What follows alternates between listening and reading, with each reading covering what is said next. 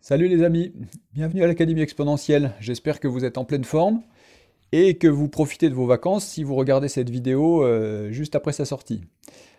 Alors aujourd'hui nous continuons notre série sur l'intégration avec cette fois non plus des fonctions sinus et exponentielles mais avec des fonctions qui s'intègrent en arc-tangente avec différentes situations, vous verrez, et nous commençons aussi à voir l'intégration par partie par la même occasion. Donc si ça vous intéresse, installez-vous. Alors par ailleurs, je n'ai pas pensé à vous dire dans les vidéos précédentes, mais si vous avez des sujets d'exercice que vous souhaiteriez me soumettre et que vous voudriez que je traite sur la chaîne, eh bien n'hésitez pas à me les envoyer. Je vous mets une adresse mail juste en dessous. Et puis comme d'habitude, si vous voulez m'aider à booster la chaîne parce que vous trouvez que ces contenus sont intéressants, si vous voulez que ces contenus soient vus par d'autres, eh bien aidez-moi avec les pouces, les abonnements et plus la cloche si affinité. Voilà. Eh bien on passe tout de suite à nos exercices sans perdre de temps. À tout de suite. Alors nous voyons pour commencer les exercices de la semaine dernière que je vous avais donnés. Alors je ne sais pas si vous avez essayé de les faire, mais si c'est le cas, peut-être avez-vous trouvé ça un peu difficile, hein, c'est normal, parce qu'avec des coefficients 2x et x sur 2 sur le cosinus et sur l'exponentielle, bah, ça change un peu tout et ça complique un peu tout. Vous avez peut-être remarqué aussi que du coup, dans cette situation-là, c'est plus facile de le faire avec les nombres complexes que de le faire avec le changement, avec l'intégration par partie, pardon. Euh, donc vous pouvez faire ça par les deux méthodes, mais le passage par les nombres complexes est plus facile.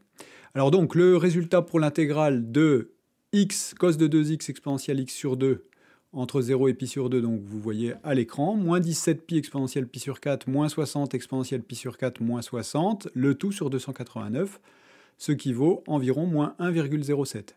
Et puis pour le calcul de x sinus de 2x exponentielle de x sur 2, vous trouvez 68 pi exponentielle pi sur 4, moins 32 exponentielle pi sur 4, moins 32, le tout sur 289 également, et donc ce résultat vaut environ 1,27. Voilà pour les exercices de la semaine dernière. À noter que je suis en train de développer un blog sur lequel je reprendrai toutes les vidéos de maths que je vous fais, et que sur ce blog, vous pourrez télécharger la fiche de correction de cet exercice si vous le souhaitez. Alors pour l'instant, ce n'est pas encore opérationnel, mais si vous me regardez après janvier 2023, vous pouvez aller voir, ça devrait être opérationnel. Je vous mets l'adresse du blog sur l'écran.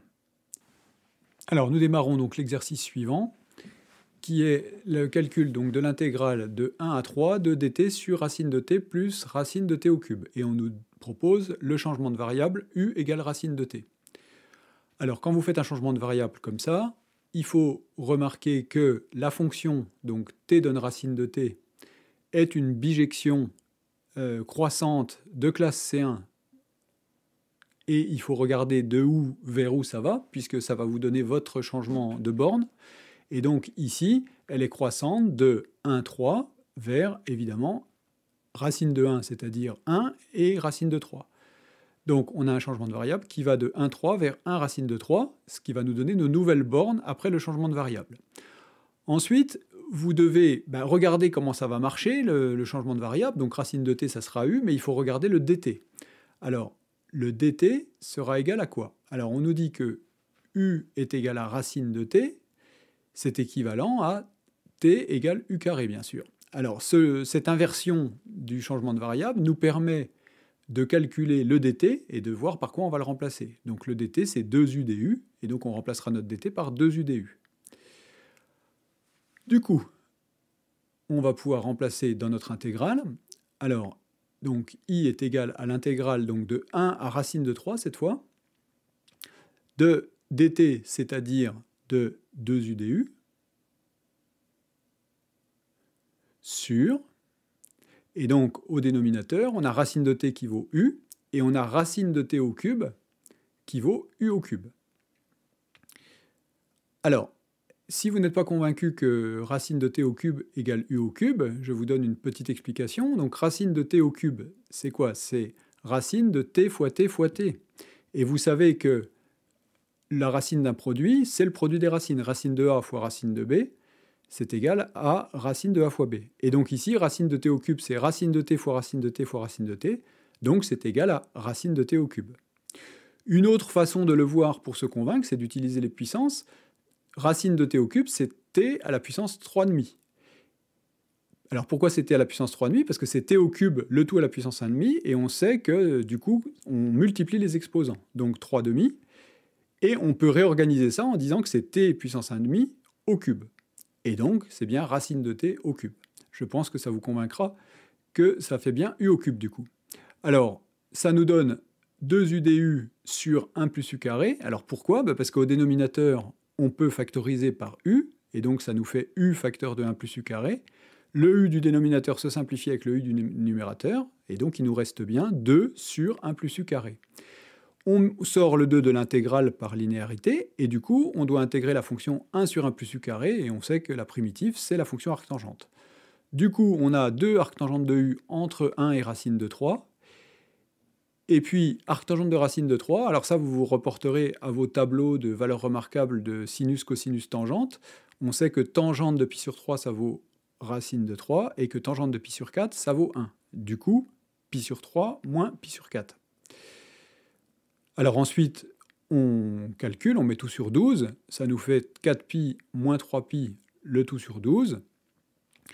On fait la soustraction et on simplifie, donc 4pi moins 3pi, ça nous fait pi, le 2 se simplifie avec le 12, donc on a 2pi sur 12 qui nous fait au final pi sur 6. Le résultat de ce premier calcul est donc pi sur 6, avec l'application, une application simple cette fois, de la fonction arctangente. Alors, passons à l'exercice suivant. Donc l'exercice suivant, c'est encore un calcul d'intégrale, avec cette fois l'intégrale de 0 à 1 de x carré sur x carré plus 3.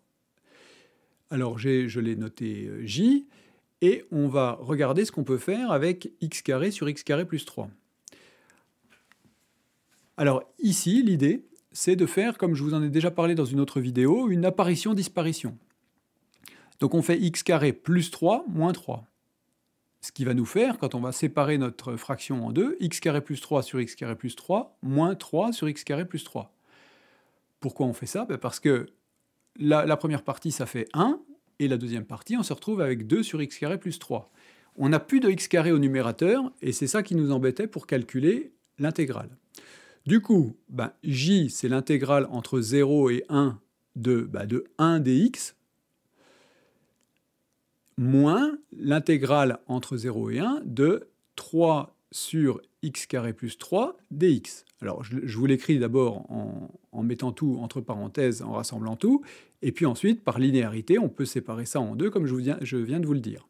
Alors, on en profite pour sortir le 3 de l'intégrale, et on se retrouve avec donc 3 fois l'intégrale de 0 à 1 de dx sur x au carré plus 3. Alors, la première intégrale ne pose évidemment pas de problème, je la note k, et c'est la deuxième intégrale qui va nous intéresser, on la note L. Alors, cette intégrale ressemble à celle de tout à l'heure, sauf que tout à l'heure, c'était x au carré plus 1. Et cette fois, c'est x au carré plus 3. Alors, vous devez savoir faire quand on a x au carré plus une constante au dénominateur. Alors, d'abord, j'ai calculé k, alors évidemment, k, ça vaut 1. Et puis, pour L, ce qu'on va faire, c'est que, donc, on a notre dx au numérateur, et on va se débrouiller pour récupérer 1 au dénominateur. Et donc, qu'est-ce qu'on va faire?